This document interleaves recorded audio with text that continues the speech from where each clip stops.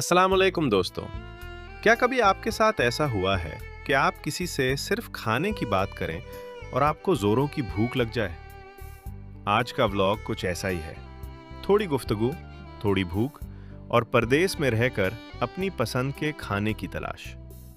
आज की इस वीडियो में हम बात करेंगे उन छोटी छोटी खुशियों की जो हमें एक अच्छे खाने और दोस्तों के साथ मिलती हैं। तो चलिए शुरू करते हैं। बात शुरू होती है गोश्त की पसंद और नापसंद से।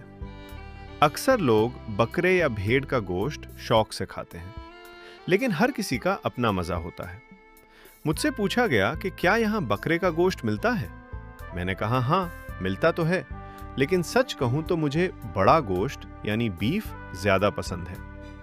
बकरे का गोश्त तो महीने में एक बार भी काफी है, लेकिन बड़ा गोश्त, वो तो अगर हफ्ते में 3 बार भी मिल जाए तो कोई मुश्किल नहीं। मगर अफसोस, इस इलाके में गाय का गोश्त मिलना थोड़ा मुश्किल है। दोस्तों, खाने का नाम लेते ही भूख का एहसास जग उठता है, और बात जब रमजान की हो तो जिक्र अतारी का ना हो, ये कैसे हो सकता है?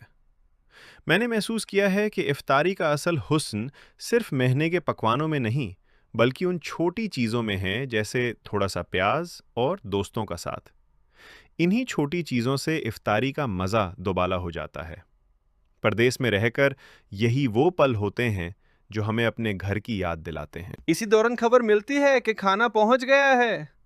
एक दोस्त ने मोहब्बत से खाना भेजा था। फिर क्या था, जल्दी जल्दी कोऑर्डिनेशन शुरू हुई। हारून से रब्ता किया गया और सूरा को साथ लेकर बाहर से खाना अंदर लाने की तरकीब बनाई गई। लेकिन जब खाना खुला तो थोड़ी सी मायूसी हुई। खाना घर का नहीं, बल्कि कंपनी की मुर्गी थी। कभी कभी हमें जो चाहिए होता है वो नहीं मिलता, लेकिन जो मिल जाए उस पर शुक्र अदा करना ही जिंदगी है। लेकिन जिंदगी सिर्फ खाने पीने का नाम नहीं। खाने के फौरन बाद वही रोजमर्रा की मसरूफियत, इस्तिमारा, ड्राइविंग लाइसेंस, गेट पास और एडमिनिस्ट्रेटिव काम। दिन भर की भग दौड़ के बाद जब दिन ढलता है तो बस एक ही सवाल जहन में आता है, कैसा रहा आज का दिन? हर दिन एक नया सबक सिखाता है और हर शाम एक नई उम्मीद लेकर आती है। उम्मीद है आपको आज का ये व्लॉग पसंद आया होगा। आपको बड़ा गोश्त पसंद है या बकरे का? कमेंट में ज़रूर बताएं।